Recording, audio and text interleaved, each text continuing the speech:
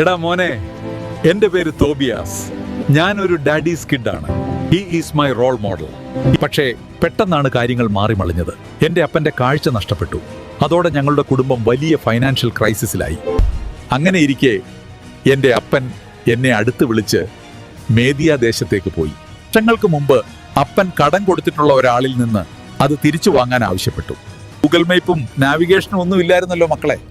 അതുകൊണ്ട് വഴിയെക്കുറിച്ച് ഒരു ധാരണയും എനിക്കുണ്ടായിരുന്നില്ല. പക്ഷേ അപ്പൻ എന്നോട് പറഞ്ഞതിന്റെ പേരിൽ മാത്രം ഞാൻ പോകാൻ സമ്മതിച്ചു. അനുസരണം എന്നതിനെ ദൈവം എത്രമാത്രം വിലമതിക്കുന്നു എന്നുള്ളത് ഞാൻ അന്ന് മുതൽ കണ്ടു തുടങ്ങി. അസറിയാസ് എന്ന പേരിൽ ദൈവം സാക്ഷാൽ റപ്പായൽ മാലാഖയെ എന്റെ യാത്രയിൽ എനിക്ക് കൂട്ടിനയച്ചു. യാത്രക്കിടയിൽ ടയോഗ്രിസ് നദിയിൽ വെച്ച് ഒരു ഭീകര മീനിന്റെ ആക്രമണമുണ്ടായി.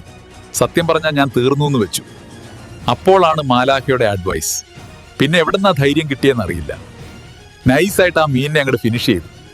ഞാനെന്ത് മണ്ടനാ! അപ്പോഴും അത് മാലാഖയാന്ന് എനിക്ക് മനസ്സിലായില്ല.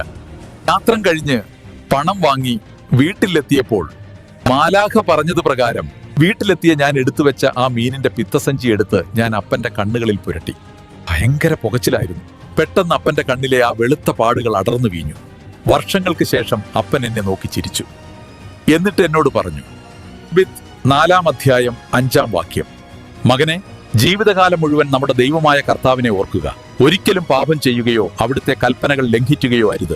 നമ്മുടെ മാതാപിതാക്കൾ പറയുന്ന കാര്യങ്ങൾ ചിലപ്പോൾ നമുക്ക് വളരെ സിമ്പിളായിട്ട് തോന്നാം, അല്ലെങ്കിൽ അതൊരു മണ്ടത്തരമോ വളരെ മോശം ഐഡിയയോ ആണെന്ന് നമുക്ക് തോന്നിയേക്കാം.